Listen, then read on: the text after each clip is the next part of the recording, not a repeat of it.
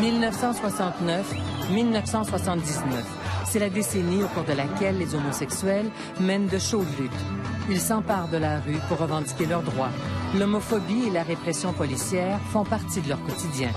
Ce sera la décennie où les homosexuels passent de l'ombre à la lumière.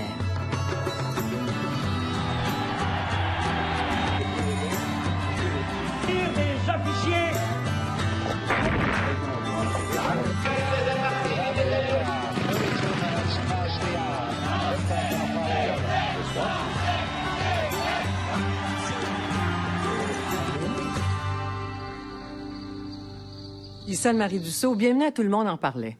Aujourd'hui, les homosexuels peuvent se marier et avoir des enfants, chose impensable il n'y a pas si longtemps encore. D'ailleurs, il est difficile d'imaginer ce que ça représentait d'être gay il y a 30 ou 40 ans à peine. Le chemin parcouru depuis a été marqué de nombreux obstacles et d'une grande détermination. Voici donc le portrait d'une décennie où les homosexuels, surtout les hommes, ont commencé à militer et à sortir de l'ombre.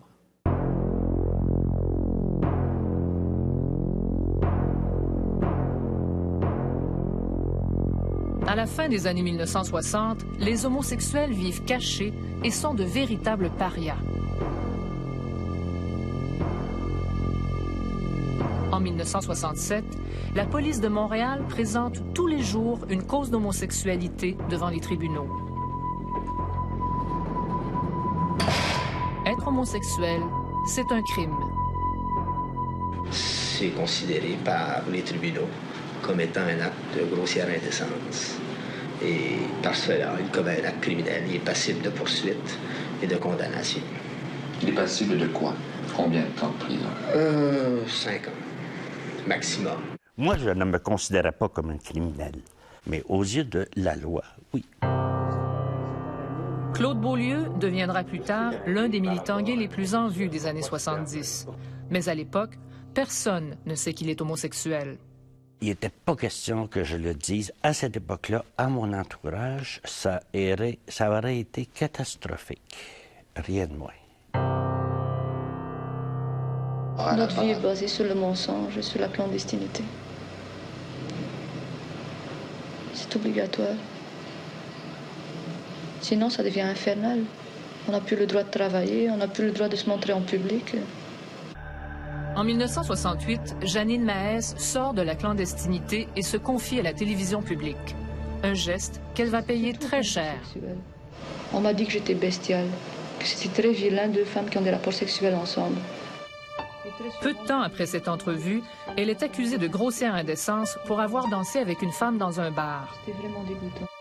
Emprisonnée puis internée à Saint-Jean-de-Dieu, elle perd la garde de sa fille qu'elle ne verra plus pendant 15 ans. L'idée de s'assumer ouvertement, on voyait jusqu'à quel point les rares personnes qui le faisaient étaient punies et ridiculisées du fait de s'assumer ouvertement, et on ne voulait surtout pas passer par là. Mark Wilson, un étudiant de l'Université McGill et un militant de gauche, ne parlait jamais de son homosexualité. Le risque était beaucoup trop grand. À la même époque, à l'autre bout du pays, dans les territoires du Nord-Ouest, George Clippert, un aide-mécanicien, croupit en prison tout simplement pour avoir dit à la police qu'il a couché avec d'autres hommes. Son cas se rend jusqu'en Cour suprême. Clippert passe 4 ans en prison. C'est son histoire qui pousse le ministre de la Justice Pierre Elliott Trudeau à décriminaliser les actes homosexuels. Il le fait dans le cadre d'une réforme du Code criminel qu'on appelle alors le Bill Omnibus. Tout ce que nous disons dans l'amendement au Code pénal que nous proposons, c'est que ce qui sera en privé entre deux adultes, que ce soit un homme et une femme ou pas, ça les regarde, ça ne regarde pas la police. Nous n'autorisons pas l'homosexualité. Nous disons simplement que nous n'allons pas punir, nous n'enverrons pas de police dans les chambres à coucher pour voir ce qui se passe entre adultes, majeurs, consentants, en privé. Au Québec, le Bill Omnibus touche des cordes sensibles. Je voudrais pas que mes enfants pensent que vivre dans l'homosexualité à partir de 21 ans, c'est approuvé par la société. Moi, je suis un catholique et puis je suis contre une personne qui est contre, qui va à l'encontre de la loi divine. De là à passer des villes comme ça. Ce qui a été péché, le 100 ans reste péché encore. Les députés ont approuvé en deuxième lecture cet après-midi. Péché ou pas, la loi Omnibus est finalement adoptée en mai 1969. OK, ce n'était plus un crime, mais ça restait une honte. Et c'était ça l'important pour le quotidien de gens comme moi. Les homosexuels ne sont peut-être plus considérés comme des criminels, mais ça n'empêche pas la loi canadienne de l'immigration de leur interdire d'entrer au pays. Une loi qui ne sera changée qu'en 1977. Bien sûr qu'on traversait la frontière dans les deux sens, mais ce que ça voulait dire, c'est qu'il fallait se cacher. On ne pouvait pas, par exemple, transporter des journaux gays, du mouvement gay. Et il y avait toujours ce moment de peur et de crainte en traversant la frontière.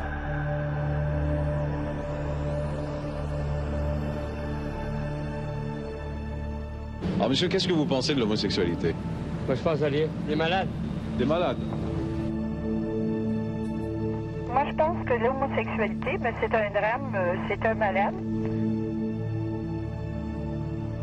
Mais ce sont eux qui sont malades et non la société. Le fait que les gays soient des malades est une perception très répandue. Ce n'est pas étonnant puisque jusqu'au milieu des années 70, l'homosexualité est considérée comme une maladie mentale par les psychiatres. Diane et Fernand a goûté à leur médecine. Bon, ma mère sait que je suis lesbienne, elle m'amène un psychiatre, puis là, eux autres, tu sais, ils veulent toujours nous amener pour la grande opération, la lobotomie, pour que tu perdes ta mémoire, là. Et on va essayer de vous donner une thérapie. On les traitait aux électrochocs, à l'insuline. On n'a changé personne. Quand on traite quelqu'un de tapette, ça vous choque-tu, vous autres? À la fin des années 60, les homosexuels sont encore traités comme des pestiférés. Mais ils vont bientôt sortir de l'ombre pour dire qu'ils en ont assez. Et fait surprenant, c'est la police qui va les obliger à s'affirmer.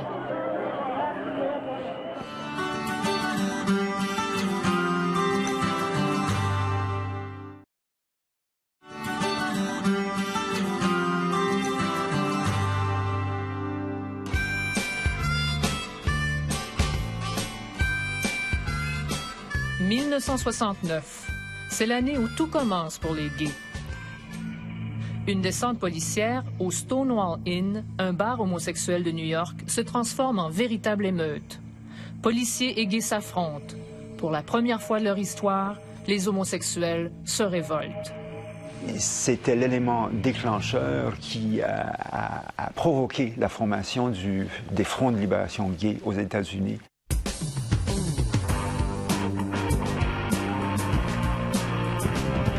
Et c'est à partir de là que le mouvement de libération gay vient au monde. Au Québec, le Front de libération homosexuelle est créé en 1971. C'est le tout premier regroupement gay québécois. Mark Wilson en est l'un des premiers membres. Ça pouvait prendre beaucoup de courage pour enfin se convaincre de mettre le pied dans un local qui s'appelait Front de libération homosexuelle du Québec. Pour la première fois, on se voyait à l'extérieur d'un bar et on se parlait de choses autres. Mais trop fragile, le Front de libération homosexuelle ne dure qu'un an, victime de la répression policière. Il faut dire que les préjugés sont encore tenaces au sein de la police. Maurice Bernier travaille alors à l'escouade de la moralité de la police de Montréal. À l'époque, on parlait d'un homosexuel, c'était quasiment des, je sais pas, des pervers, pas des citoyens de seconde zone, là, mais pour nous autres, c'était un pervers, c'était un homosexuel, puis lui, là, il est à côté de la trappe. Malgré les préjugés, les gays veulent sortir du placard. Et il ne suffit plus de se rencontrer. La première manifestation gay au Canada se déroule en 1971 devant le Parlement d'Ottawa. Une centaine de gays réclament la fin de la discrimination. We're fed up with having to hide to preserve our jobs. We're fed up with having to hide to preserve our own freedom. Au Québec aussi, les gays en ont assez. Claude Beaulieu se retrouve président de la nouvelle Association pour les droits des gays du Québec. C'est peut-être ce qui distinguait notre groupe le plus des autres groupes qui existaient déjà, qui étaient d'entraide, c'est que là, ça n'était pas une question d'entraide, c'est une question de faire face à l'adversaire, dans ce cas-ci, la police, et par la bande, les politiciens. Jean Drapeau est l'un des politiciens qui donne le plus de fil à retordre aux gays. En 1976, Montréal se doit d'être belle pour accueillir le monde entier. 1976, l'année des Olympiques du maire Drapeau. Et il voulait sa ville propre, un exemple au monde. En préparation des Jeux olympiques, l'administration municipale cache les taudis, se débarrasse des sans-abri et mène la vie dure aux homosexuels. La police multiplie les arrestations dans les bars et les saunas gays.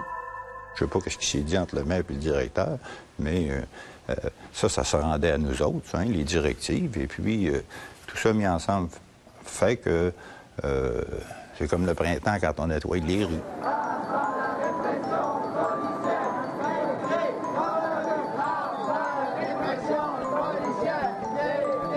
Pour les gays, ce grand nettoyage, c'est du harcèlement systématique. Et ils le disent haut et fort en descendant pour la première fois dans les rues de Montréal.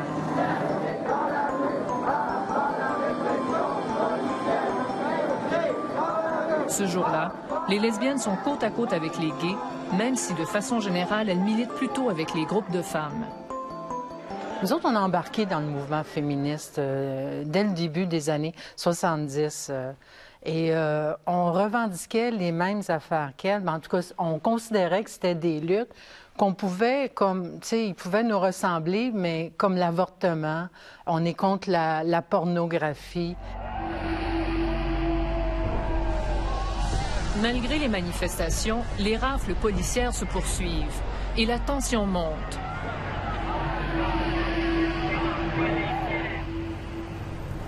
Le soir du 21 octobre 1977, l'indignation atteint son comble. Ce soir-là, au bar Le Trox, la police effectue la plus grosse descente jamais vue dans un bar gay à Montréal. Laval Rioux s'en souvient comme si c'était hier. Bien sûr, je les ai retrouvés dans mon journal personnel, ces souvenirs.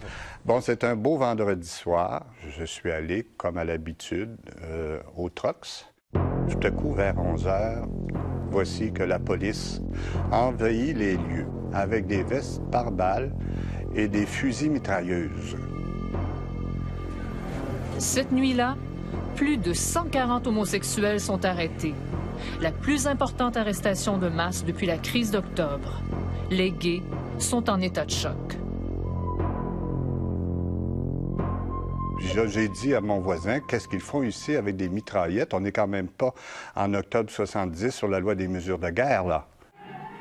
Maurice Bernier est le sergent responsable de la descente au Trox.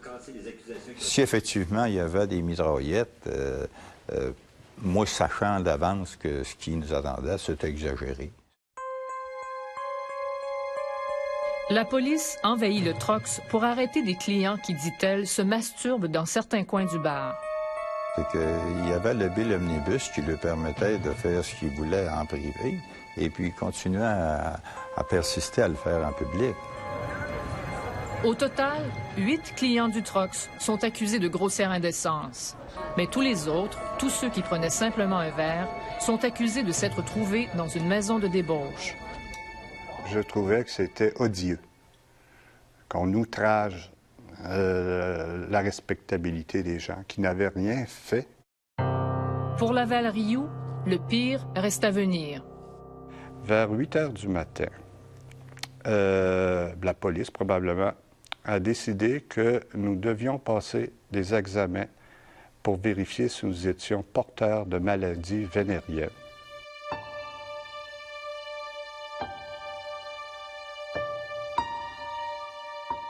On nous a fait mettre en ligne Il nous a fait nous dénuder devant les autres. On a sorti un médecin et 2, 3 infirmières, puis on a fait des prélèvements sur notre corps contre notre volonté. Ça voulait dire qu'on nous considérait tous comme des prostituées puis un danger à la santé publique. C'est cette humiliation-là, ce dernier affront qui fait déborder le vase. 24 heures après la descente, près de 2000 personnes se retrouvent au centre-ville de Montréal pour crier leur colère.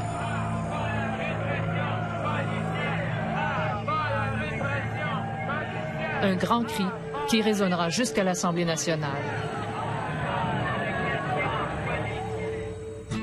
Pour revoir notre émission ou en savoir plus sur le droit des gays, le bill omnibus, consultez notre site internet radiocanada.ca/parler.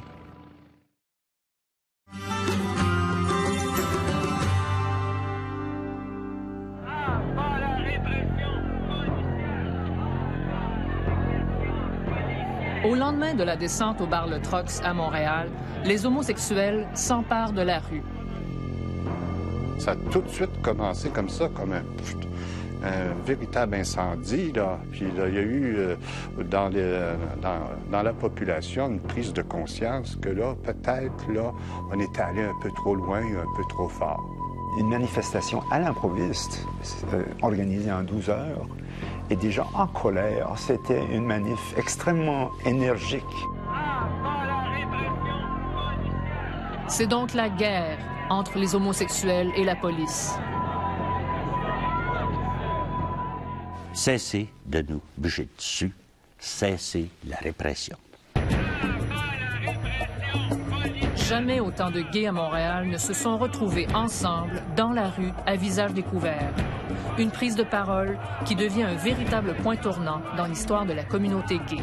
On n'avait plus peur. Et une fois qu'on n'a plus peur, tout devient possible. Ce n'était pas quelque chose qu'on nous donnait, c'est quelque chose qu'on prenait. C'était plus la colère, c'était la fierté de réagir. C'était quelque chose. C'était un sentiment qui venait nous prendre aux tripes.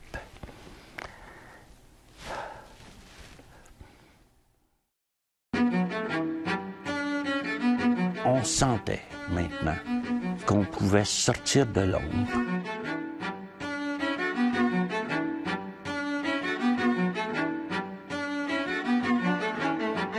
Il fallait que les lois changent. C'était ça qui était à la base. Il fallait, à commencer par le Québec, ce que la discrimination sur la base de l'orientation sexuelle devienne interdite. C'était notre objectif. Un objectif atteint en décembre 1977, un mois et demi après la descente du Trox. Le ministre de la Justice, Marc-André Bédard, est indigné. Il présente alors un amendement à la Charte québécoise des droits et libertés. Un amendement qui interdit la discrimination basée sur l'orientation sexuelle. Une première en Amérique. On savait maintenant que c'était illégal de discriminer pour ce qui était du logement, de l'emploi et des services publics. Si un propriétaire disait « non, je ne loue pas à vous parce que je ne veux pas louer à un couple d'hommes », on pouvait le poursuivre. Mark Wilson s'est toujours demandé ce qui avait poussé Marc-André Bédard à poser un geste aussi avant-gardiste. Cette conviction-là est venue à partir de ma pratique où j'ai eu à traiter plusieurs cas où des gays, entre autres, là, avaient été congédiés de leur emploi après que le patron ait appris que la personne était gay, homosexuelle. Je sais que vous avez fait beaucoup de choses dans la vie, mais vous pouvez être très fier de ce moment-là. Pour moi, en tant que citoyen et comme homme gay, c'était un moment important de notre vie commune. Mais la discrimination est loin d'être finie. La Commission des écoles catholiques de Montréal refuse de louer ses locaux à une association gay. L'affaire est portée devant les tribunaux et en 1979, les gays obtiennent gain de cause grâce à la Charte.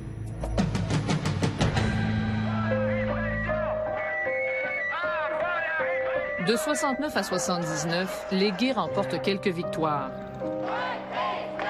Mais leur combat, leur véritable combat pour devenir des citoyens à part entière, ne fait que commencer.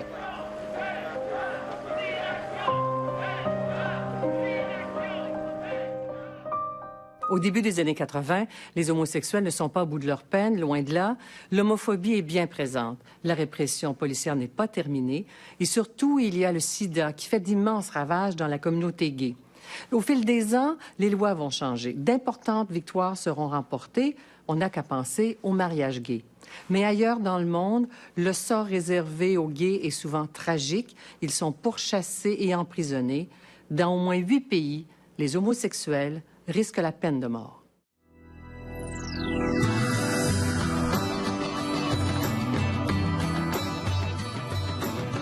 C'est quand même extraordinaire de vivre ça dans sa vie puis de voir les changements.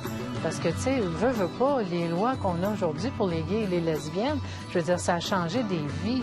Il fallait être fort pour passer à travers tout ça, cette époque-là. J'envie les jeunes d'aujourd'hui qui n'ont pas à subir de pareilles choses.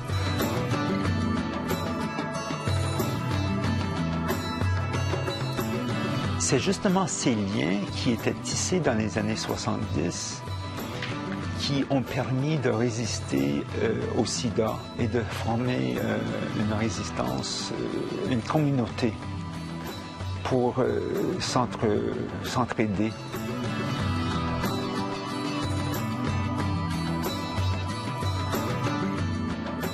C'est tellement étonnant comment le monde des gays et lesbiennes a évolué, là, les jeunes qui veulent avoir des bébés, qui veulent se marier. Notre génération n'a jamais désiré ça. Je ne me considère pas chanceux d'être gay en 1960 ni en 1965, mais avec l'évolution des choses, je me considère chanceux maintenant d'avoir vécu cette époque.